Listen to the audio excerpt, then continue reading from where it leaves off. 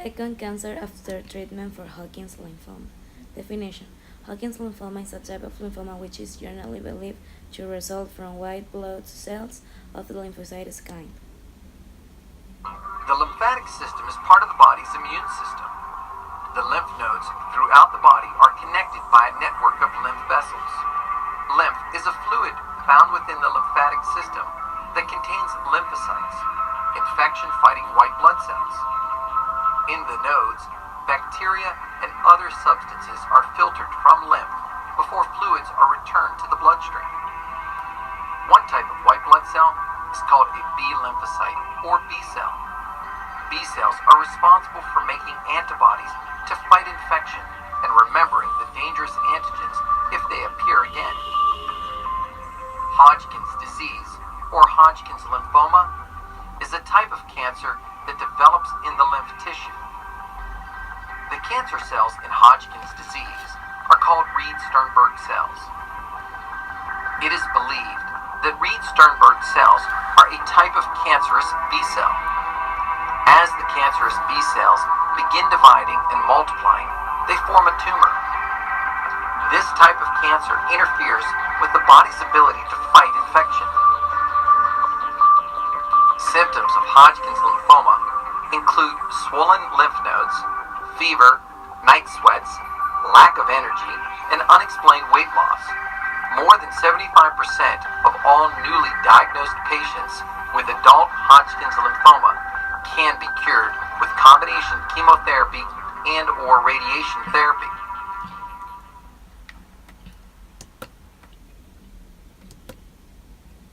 Application in medicine. Treatment has evolved over time, with patients treated more recently receiving smaller radiation target volumes.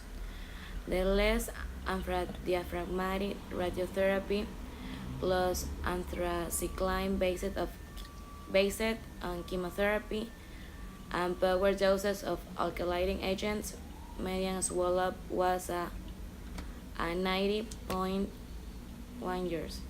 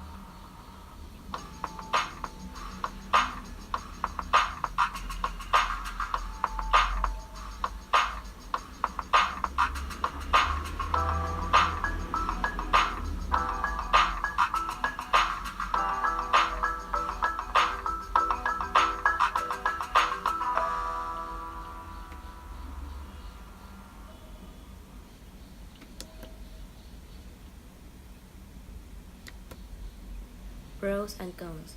The risk of women developing a breast cancer after receiving chest radiotherapy for pediatric cancer and Hodgkin's lymphoma patient is high. The aim of the study was to assess to the patient clinical characteristics and clinical outcomes.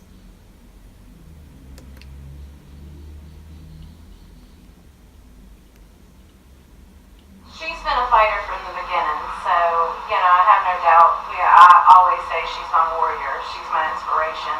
Softball season, I thought I pulled a muscle last year, and then so I kept icing it, thinking it would go away, and it never did. So, went to prom with a huge knot that developed on my neck, and then we went to the hospital at Garden Park, and they did blood work and did a CAT scan, and said that we needed to see a specialist. So they sent us to USA Children's and Women's, and about 2 days later, they diagnosed me with Hodgkin's lymphoma. on April 8th of last year. So it's pretty close in diagnosis. I went through chemo for about 3 months, 4 months, 3 or 4 months, and then radiation for 14 days. And they told me I was cancer free on October 14th of last year. We went for some lab work and I had scans to do, and one of my oncologists insisted that I had my PET scan done that day, so it's kind of like you knew it was back. And a couple days later we got the report that I had relapsed, so we went through another biopsy and another bone marrow, and they confirmed that it was Hodgkin's. So they got together with St. Jude because I would need a bone marrow transplant, and so got all that stuff together, so now we leave Monday. I figured something wasn't right, but when he insisted on the PET scan, I knew that it was back, so it was like I was expecting it when we got to the hospital.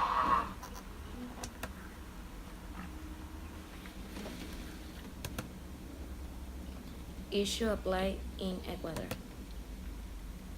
The purpose of this report is to describe the human resources needed in Ecuador to treat new cancer patients. The population of Ecuador is approximately 13.86 million, and this estimated number of new cancer cases in Ecuador for a year of 2012, based on global can data for Ecuador as a whole, new data in Ecuador.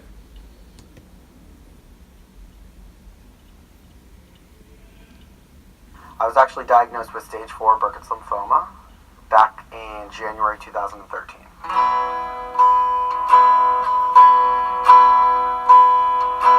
When making the decision to go to Weill Cornell, knowing that a general hospital was attached to it, that was by far a priority, because through chemo, there's so many other things that can happen to you. I was in the emergency room almost every single cycle because of my white blood count, and it was the utmost important that I had connection to an ER or to other medical personnel. Going through chemo is a really traumatizing thing to go through, and you don't really know how bad it is until you're done with it. And it was just really good to know that they're not just there because it's their job, but they're there because it's their passion and they want to help people. I think it's really important when you're making any type of medical decision to do your research, and knowing that Weill Cornell, they're on the pulse of every single study out there. I think that's extremely important. Just knowing that my doctor was busy at conferences and going to present specific studies of strains of lymphoma and chemo regimens, that made me feel a lot better about myself and the treatment that I'm receiving here. Every hospital can go ahead and they can give you chemo, but it's about that personal connection that you feel with the medical staff, and they know who I am, they know my likes, they know my dislikes, they know kind of like my ups and my downs and what I need on a day-to-day basis, and they follow up with me. And you really don't get that anywhere else, and I'm really happy that I was able to experience that here at Weill Cornell.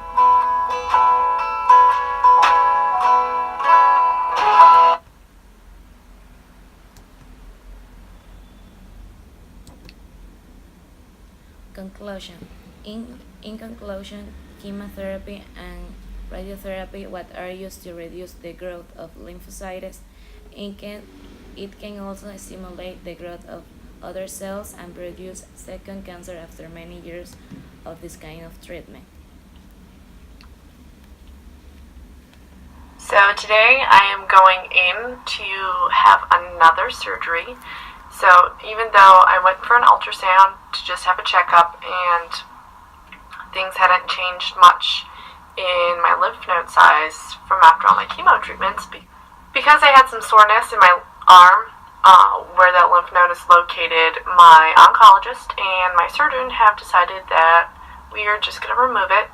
So I'm currently very hungry because I haven't been able to eat since midnight, and surgery is at 2:15 today.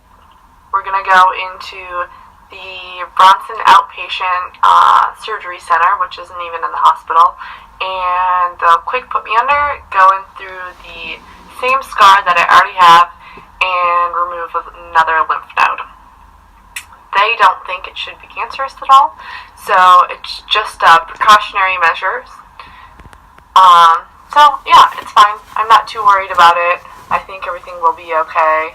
I'd rather be safe than sorry. So I will see you at the hospital.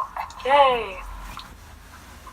Alright, so we are getting ready for surgery, and I'm going to go under general anesthetic, so I will be asleep the whole time. And the only thing they say is I might have a scratchy throat in the morning or when I wake up, and it'll be interesting to see if I say anything weirdly. So I'm a little sore, and I'm feeling a little fucked up right now.